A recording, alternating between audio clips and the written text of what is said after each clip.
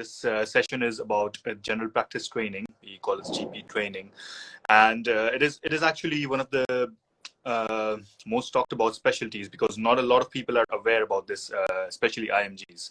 And the main reason behind this is, I think, is the difference between the healthcare system of UK and India or other countries. We don't really have a proper setup like the NHS, so not a lot of people are aware about GP training. But it's a very exciting specialty, and I don't think there's anyone better than Dr. Arora to talk about this. He's been a GP for quite a few years, and he's been running his own GP training courses, and he's been guiding lots of GPs in UK. I think there's no GP trainee in UK who doesn't know him.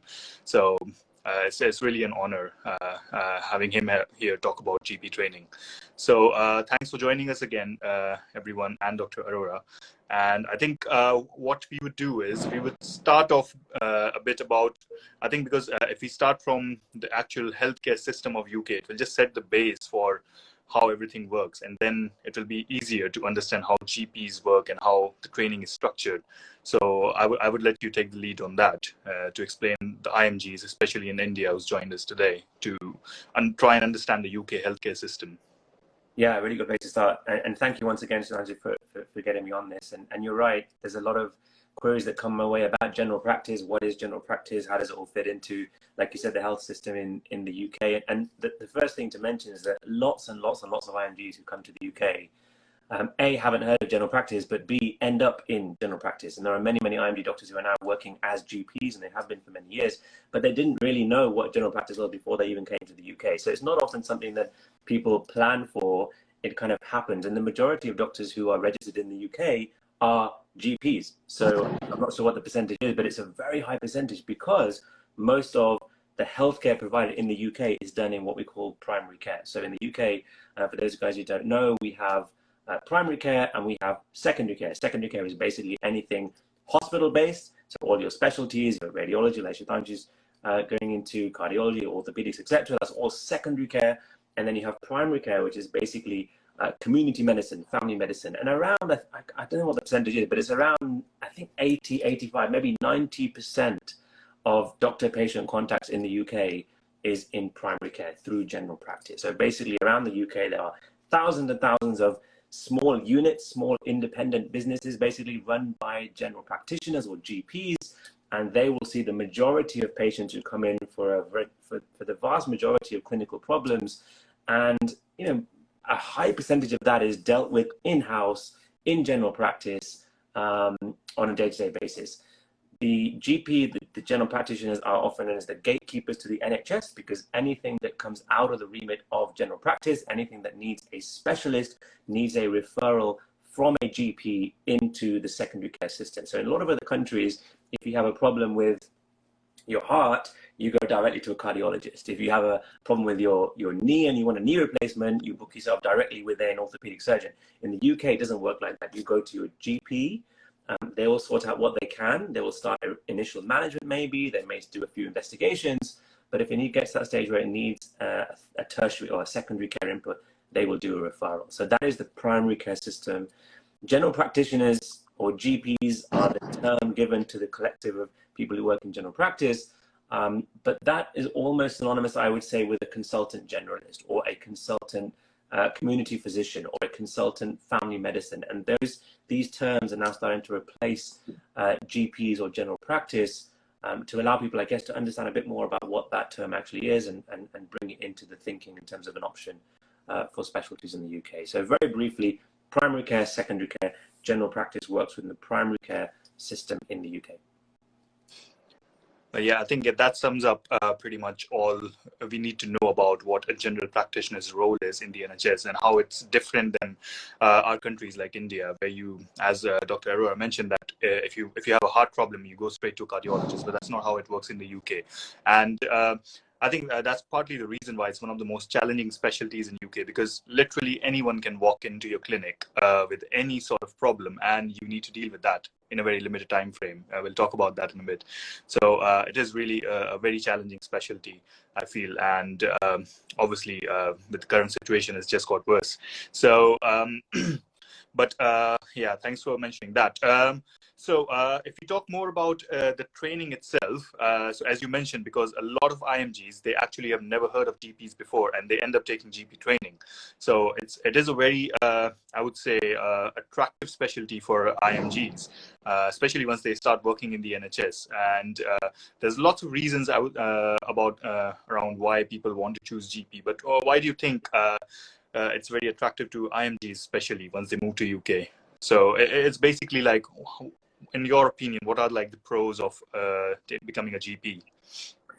Yeah, I mean, a lot of the pros for IMGs are similar to pros for any doctor who go into general practice. Pros that I thought were positives about general practice. I was a GP, as you mentioned, for a long time. I did my GP training. I was working as a GP. Now we focus mainly on medical education. But the pros that I thought back then are exactly the same pros that people think about now. So flexibility is a huge one when it comes to general practice. There are very few specialties in the UK where you can kind of carve your own career and have a lot of side interests as well. So for example, I was working as a GP, and as I was working as a GP, we were building up the medical education business now. And the fact I was a GP allowed me to drop clinical sessions or drop days to work on something else. Now, very few specialties in the UK would allow you to make a decision like, I want to reduce one day of clinical work to do something else. So the flexibility in practice to allow you to develop other skills and interests is probably second to none in terms of specialties. And they could be other clinical interests, or they could be other non-clinical interests. So a lot of GPs, for example, would be GPs and they get their qualification, they go through training and become a consultant generalist, if you like. But then they also have a burning passion for, I don't know, surgery, or they have a burning passion for women's health. So they develop their own career where they become GPs with specialist interests in a different field. So they end up, they may end up having a week looking like 2 days in general practice, but then 2 days doing community women's health clinics or community minor surgery, for example. So general practice, that flexibility in terms of how you shape your own career is a big draw for many people. And it's one of the biggest reasons I think people go into general practice. I think another benefit of general practice is the variety, like you mentioned, Sanj, of what comes in the door. You have no idea what's going to turn up. And it could be someone having an acute MI turns up at the doorstep, and you've got to sort that out in terms of emergency management. It could be someone who has chronic diabetes with chronic poor care, and you're titrating up and down different medications over the period of 4 to 5 months, even 4 to 5 years. So the variety in terms of pathology that you see in general practice is huge. And if you're somebody who doesn't have a burning desire to do something, there are only a few specialties really in the UK that allow you to have that breadth of medicine. It might be A&E, where you're seeing, you don't know, again, what's coming in the door. It could be acute medicine, where you're seeing a variety of different presentations, or general practice. And that's one of the biggest draws of general practice. If you don't have a burning passion for something, but you enjoy general medicine, then GP is maybe a good thought, because of the variety that you see. It's termed cradle to grave healthcare, because you may see somebody who's 2 days old, and then your next patient may be 100 plus.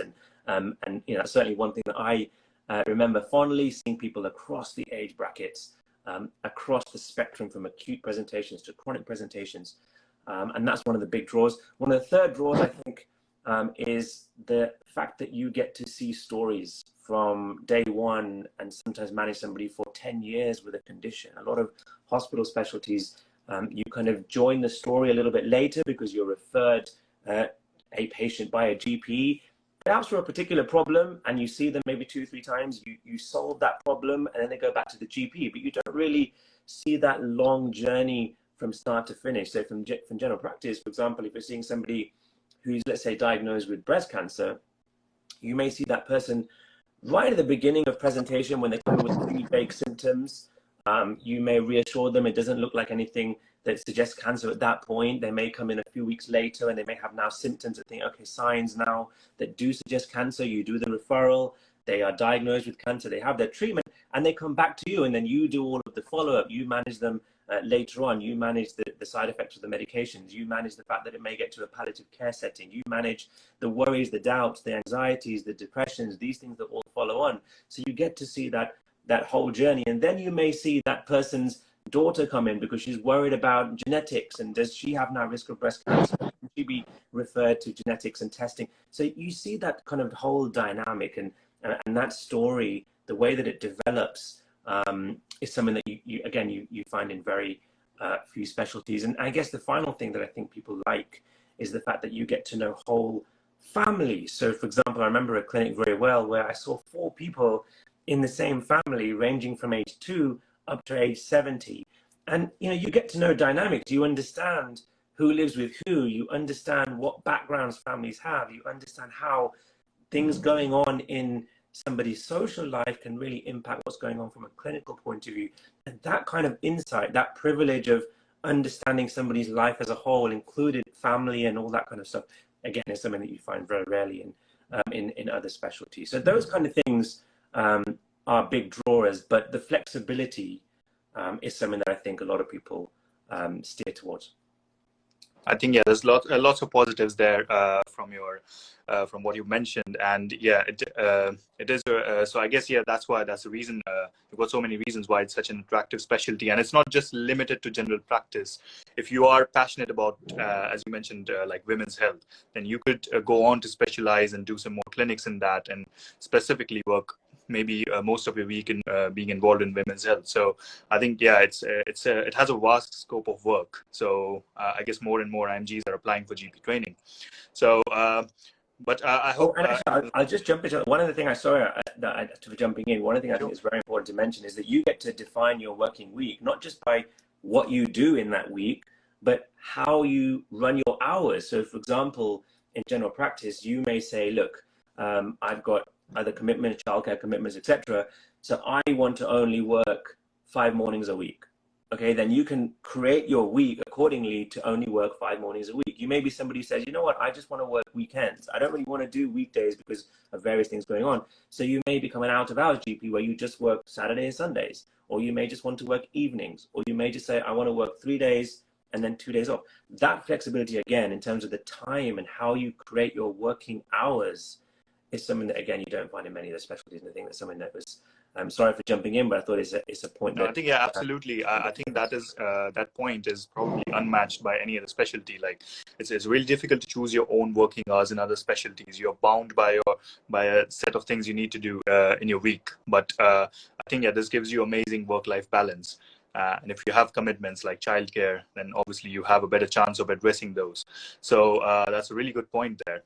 So because the applications are opening soon for the GP training as well. So we'll talk a bit about that and how to apply for GP training, how to get started. If you just talk about that briefly.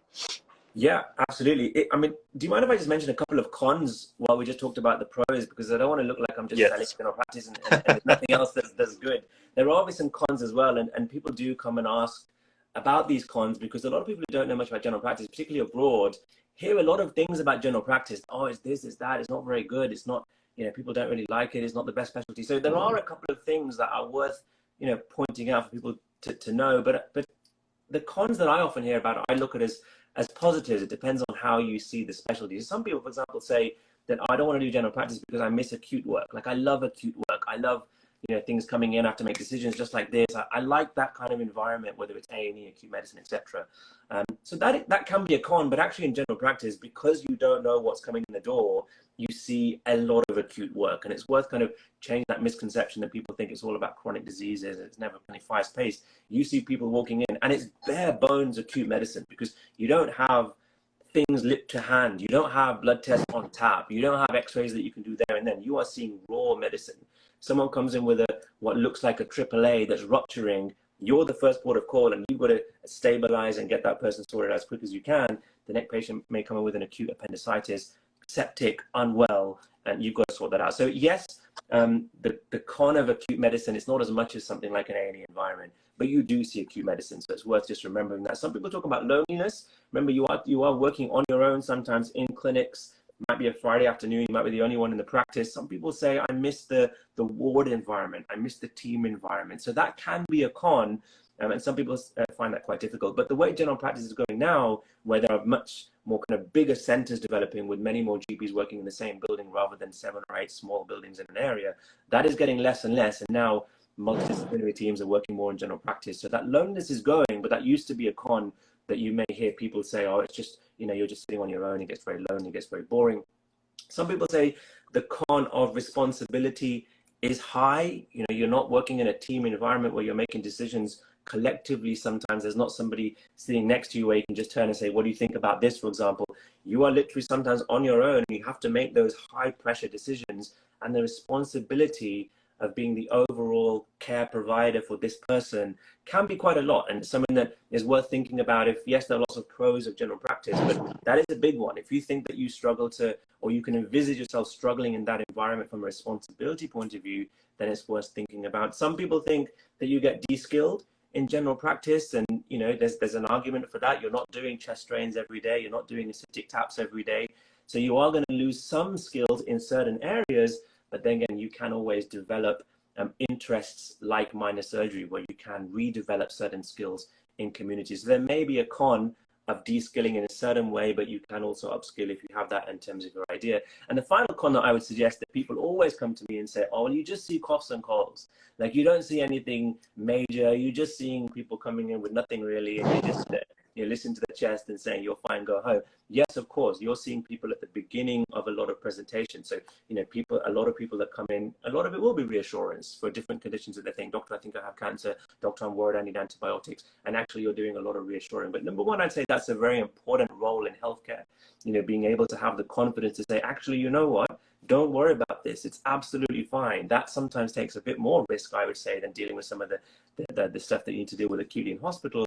And secondly, because you're seeing people so early in presentation, what sometimes seems to be a relatively innocuous presentation can actually be the start of something serious. Someone comes in with a slight fever. Yes, it might be a simple viral infection, but it could be the first sign of a lymphoma, for example. So having that kind of understanding that your gut feeling tells you this is not quite right. Yes, it seems like something normal, but actually this could be the beginning of something. And having that ability to understand what early pathology is very important. So there are cons, don't get me wrong, and some of those things are important to think about, but some of them can also be looked at as pros. As well. I think, personally, I would feel the last con you mentioned, I feel that's the most challenging part of a GP's job, because if someone walks in, let's say, with seemingly like a cough and cold situation, but you are the person who's making that decision that, okay, I can send this person home confidently without any resources, or you actually decide to send this patient to the hospital. So I think that's a very, very challenging job. It could be simple chest pain, which could be secondary to some infection, or it could be an acute MI. So it's a very challenging job, I would say. And obviously, I've worked in A&E before, so I do see colleagues getting disappointed at some referrals. But when I look back, I actually think about this, that if I was in that situation, sitting in a clinic outside in the community without any resources in my hand, it's a very difficult job, really, deciding on when to send the patient to hospital or actually sending them home, because you could miss something really, really big. They might not even reach home. So but that's where, you're absolutely right, Shanti, but that's where some of the benefits are. For example, if someone comes in with a chest pain or a cough or a fever, you know, the ability to say, well, actually, at the moment, it seems okay, but because we're general practice, we can say, look, you know, within 24 hours, if you're no better, give us a call. You know, you've always got that, because you've got that continuity of care. It's not always the final decision that is kind of, okay, it's either A or B. You could say, well, this is kind of A stroke B. I don't think it's so worried at this point. I don't think hospital is necessary, but you know what? Look out for X, Y, Z. And if things change, give us a call, because we're here. You know, that ability, again, helps with that feeling of, I've got to make this decision right now. It's not the final decision you make. The fact that you are seeing this person over a long period of time gives you that little bit of reassurance that I can see this person again later on today if I need to. You know, it's up to me who I call in and call back on the phone and find out who's going on. So that helps. And the second point that I made earlier about the fact that you know the person's whole situation.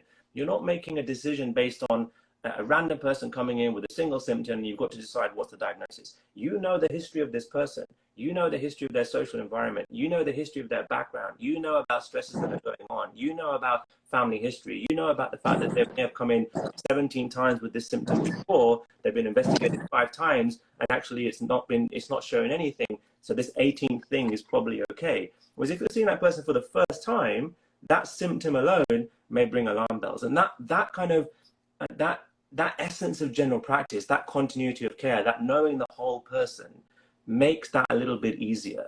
Whereas on the outside, it may seem quite challenging. Gosh, this person comes in, how do you know whether to send them in or not? And it's all of that kind of background work that might have happened over the last 2 or 3 years can help make that snap decision. Even though it is still challenging, that kind of thing can really help.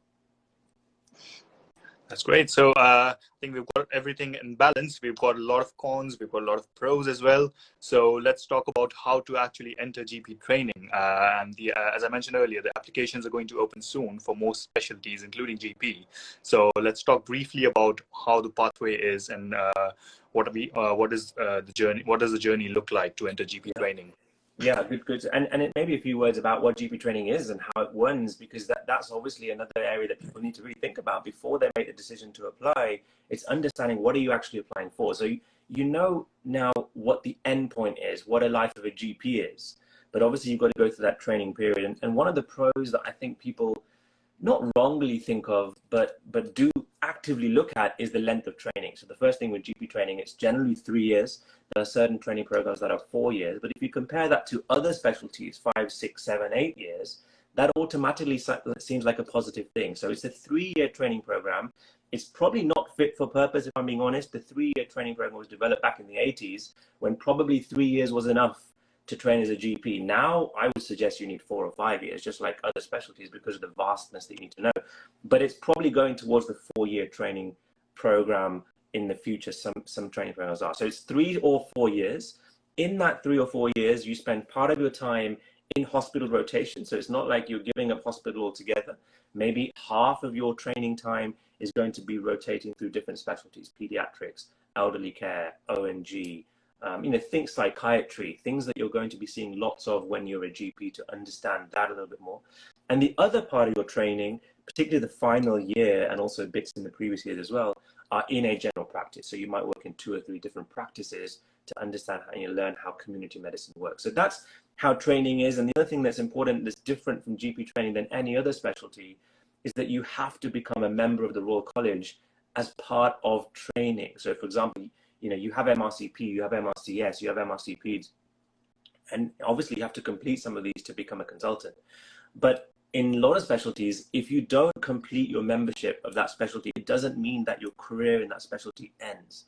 So for example, if you don't complete MRCS or don't complete MRCP, it doesn't mean you can't keep working as an SHO in surgery or medicine. In general practice, if you don't complete MRCGP in training, you cannot be a GP. You can't work in general practice. So MRCGP is coexistent of your training. You have to pass MRCGP to come out the other end in terms of being a GP, and that's important to realize. If in other specialties you may not have that pressure that I must complete this, I can still carry on working. GP doesn't work like that. So MRCGP comes as part of it. If you finish GP training, you get MRCGP at the end.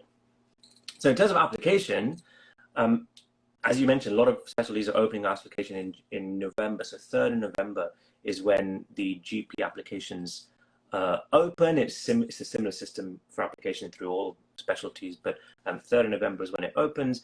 And general practice entry or application for general practice training is solely dependent on the MSRA exam. In the past, you used to have stage 2, which was MSRA, and then stage 3, which was GP interviews. And obviously lots of specialties, including radiology, still have interviews as part of application, whereas general practice is purely on MSRA. So you do your exam, and if you rank high enough, then you get a training place. Simple as that. So if you're thinking about GP training, the application is 3rd of November, and the MSRA exam will be between the 5th and the 17th of January. Results tend to come out around March time for an August 23 start in terms of training. Right. So first of all, talking about the GP training itself, many people actually feel attracted because it's a 3-year training program, but do not assume those 3 years are going to be easy, because obviously, if you talk to other GP trainees, you would realize how stressful it is. And I've seen so many GP trainees going less than full time just because of the stress of the training itself. So 3 years does seem short, but it's very stressful. It's a very intense training program, and you will be based in hospital departments. You will have hospital rotations as well. And the GP rotation itself, I feel from what I've heard, are actually more stressful than the hospital itself, because obviously it's a new area for many people. But for the applications, if you're planning to apply, as Dr. mentioned, the applications are opening soon. Now, a lot of IMGs tend to apply directly for GP training. I think it's become a bit of a trend now. While waiting for their jobs, for whatever reason, if they've done their PLAB 2, they've got their GMC registration, they straight away apply to GP training, thinking that, okay, it's 3 years, it might be just easy to get in. But I'm sure you would agree that it's not recommended that you apply directly to a training post, not just GP, any training post. It's better to get some NHS experience to see how the system works, especially as an IMG. And the training is, as I mentioned, it's really stressful. So I wouldn't advise anyone to apply directly. But for those of you who've been working in the NHS, it's a good time to get your preparations ready for the MSRA exam, because that's the only step you need to enter the GP training. But yeah, that's the whole summary about it. And that's a good point. That's a really good point. You know, I'd say there's no right or wrong as to when to apply for GP training, but you need to be confident that when you hit that first rotation, you are confident that you'll be able to do the job that you're supposed to do. And if you haven't, for the majority of people, if you haven't worked in the NHS, that can be a very, very big, steep learning curve, because working as your first job is tough as it is. You're getting used to a new environment. Yes, you've passed PLAB and you know a little bit about the system, but there's nothing. You might have gone to clinical attachments and things and feel like you understand the system. But when you turn up on day one and you have to make decisions, it's not easy. And if you're in a training program, remember, you're having to show that I'm improving, I'm following a certain pattern, I'm going to be able to get to the end. You have assessments starting at the beginning, and it is a lot of pressure. So it's worth making that decision, as you said. Shaitan, should make it wisely and don't just rush in just because it's a short thing and you want to get to the end as quick as you can, because you might get yourself in some difficulty. Absolutely. And if for those of you who haven't watched our previous videos or haven't joined us before, just to mention this, that Dr. Arora is a medical educator. He's, if you check out his website, Arora Medical Education, he's, as I mentioned in the beginning, he's running one of the most successful education groups for GP trainees and PLABs as well. But as I mentioned before, that almost everyone in the UK knows about his courses, and it's a very popular course. So do check out his website for MSRA. You've got lovely courses for MSRA itself, and once you are a GP trainee, he's got other courses as well. But just wanted to mention that again. So I guess we've talked about, we've touched on everything else. I'm not sure if you've got any questions with yourself. I'm sure you must have loads of questions before. Yeah, maybe a little bit about the eligibility. I think a lot of people ask me about, what do I need to apply? And eligibility for GP training is similar to eligibility for a lot of specialty training. So most people are going to follow the standard pathway where you take your OET or IELTS, pass PLAB 1, pass PLAB 2, get GMC registration. A lot of people will do their kind of standalone jobs then at this stage, or in theory, you are okay to apply for training. So what does GP training application eligibility look like? You need to have obviously your degree, so MBBS or equivalent.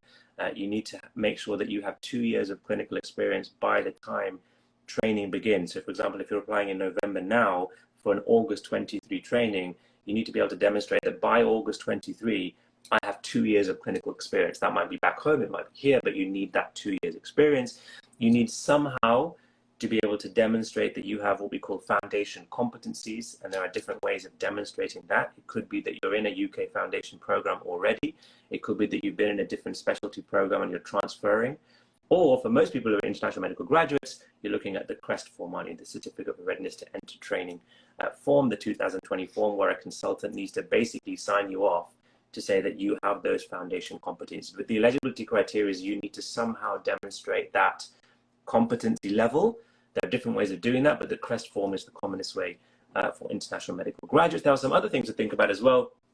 You need to make sure that you have your GMC license at the intended start date. So it's not that you need to have it right now. So a lot of people ask me the question, can I prepare for MSRA and prepare for PLAB 2 at the same time? And the other thing is that you need to show that you either have a UK driving license. This is different to other specialties. For a GP application, you need to make sure you've either got a UK driving license or you show that I can make alternative arrangements. And that's important because in GP training, when you're working in GP practices, you'll need to do home visits. You'll need to be going to patients' homes to assess them at home. So you need to be showing them that I have the ability to travel. It's not like I'm going to say, sorry, I can't go because I've got no car. So that's just something worth thinking about as well, if you're thinking about applying for GP training. In terms of eligibility, I think I had a question. Is ALS required for applying for GP training?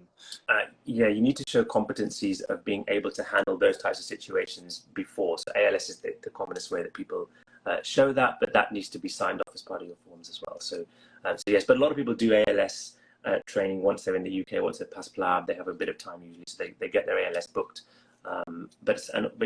And also for the end of training as well, you have to make sure that you have that in place before the end of training. So, but there's lots of opportunities in the UK to do ALS if people haven't done it already. And in terms of application, I think there's another question: how competitive it is to get into GP training, and what are like the most competitive regions?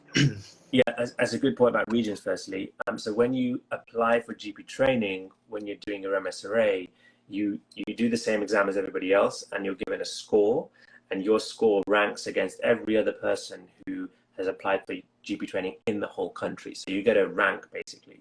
And when you're applying for GP training, at some stage in that GP training process, you will rank where you want to work in the UK.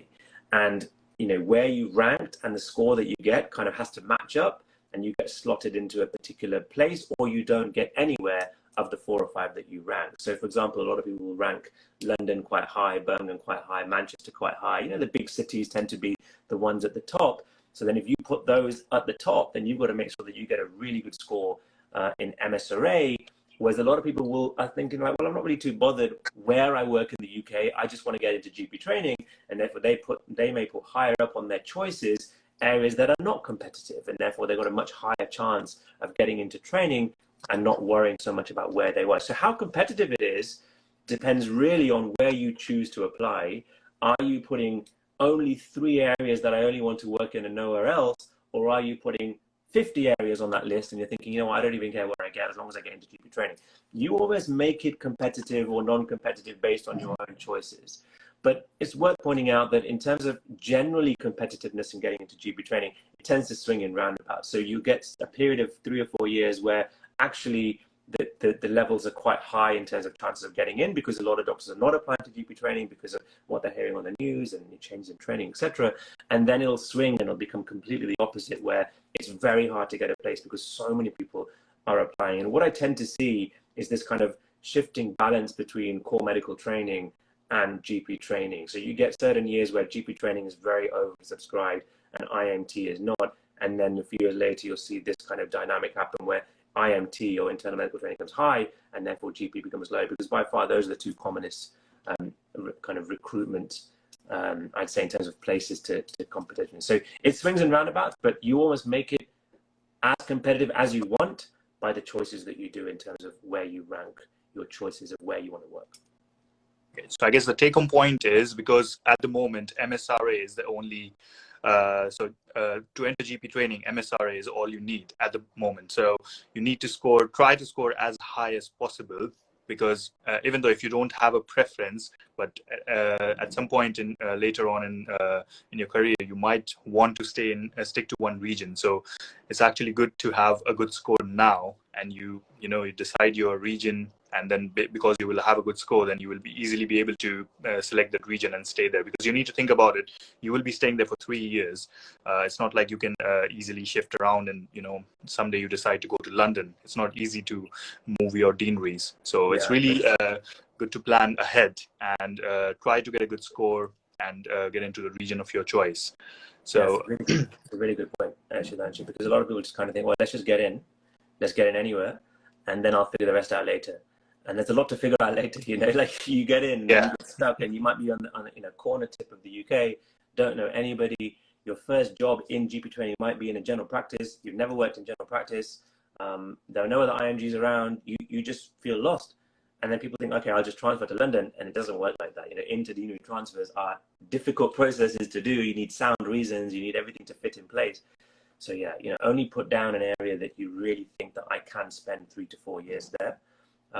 Because I've seen a lot of IMGs struggle and then basically quit and retire from general practice training, not because the training is not good, but because the environment that they're in is not suiting what they wanted or expecting. And that's a big challenge. And that's why, obviously, people apply to London, Manchester, Birmingham, etc. That's why the levels of competitiveness are so high for these cities, because people hear about these cities from all over the world, and therefore they want to work in these cities. So, London is always going to be top, right at the top. London is always going to be the one that people want. But then the next couple of big cities are not too far behind, and sometimes are just as competitive because there are less numbers in those cities compared to say London as well. So, and like you said, MSRA is not an exam. It's like an exam that you might have done in the past. There are two papers for those of you who don't know. There's a clinical paper, and people generally are okay with that. If you've done PLAB 1 recently, you've got the knowledge there. It's just about understanding the technique side of things. But it's the SJT, the professional dilemma paper, that often lets people down. And it's often because of that score that they don't get the job that they want. So you really have to knuckle down and work on both papers. And like Shazan said, we've got lots of resources that can help. So reach out if you need some help. Great. So, guys, if you have any question, please drop them in the question box, and we'll try to answer them here. But I think, yeah, we've covered most of the things you need to know about being a GP, how to enter GP training, the training itself, what is it for you, and I hope you've had a good balance. And I'm sure it's a very as we talked about in the beginning, it's a very new specialty for IMGs, especially because we don't have the same system in India or other countries, and it's a very different system to our what we have here back home. So, but it is a very exciting specialty, definitely, because just because of the single reason, that's the variety you see. So obviously, if you're planning for GP training soon, then please do again check out Dr. Arora's videos, and you can always reach me and message me and ask your questions here as well. So just to add to that, it's an exciting specialty because a lot of the innovation that happens in medicine in the UK starts at primary care level. We tend to, because the way that GPs are structured, they're independent businesses working on their own. So you may have a business of 3 or 4 GPs, and if you as a business think that this innovation will help me serve my patients better, let's try it. You have the freedom and the flexibility to do that because it's your own business. If you're working in a hospital environment, as you'll know, Shidhanshu, to make any change in something how it works takes mountains and mountains of meetings and levels and admin, etc. Whereas in general practice, you're free to run your practice as you feel best. So a lot of the innovation that you see in healthcare in the UK starts often in primary care level. And if you're that kind of doctor that thinks, you know what, I want to build a best service that A, works for me as a clinician, but B, serves my patients best, then general practice is great because you have that flexibility, that freedom to make those innovations. And things are changing. Telephone consultations are becoming much more common now because of COVID. Video consultations are becoming much more common because of COVID. All this is starting in general practice, and now those innovations we're starting to see. So a bit like radiology, really, where innovations are constantly coming in. It's something similar to general practice. So certainly another pro to think about if that's you. But yeah, thanks, Shidhanshu. I think this is hopefully helpful for people. And please do reach out to me. I'm happy to help people through Insta or through Facebook, Twitter, LinkedIn, however you want. And look at the website if you want, auroramedicaleducation.co.uk, from PLAB 1 through to PLAB 2 through to MSRA, and much more in between. Great. So if you have any questions, please do send a message or send Dr. Arora a message. And even if you have questions about PLABs, he's running some really good courses for PLABs as well. And so hopefully, whatever stage you are in your UK journey, I'm sure he'll be able to help you out as well. And I'm always there to reach out to you as well. So thanks again for doing this. And hopefully people have a more insight into this specialty. And yeah, I look forward to more sessions with you in the future. Awesome. Yeah, and look, have a great last few days in India, and hopefully we'll catch up when you get back to the UK.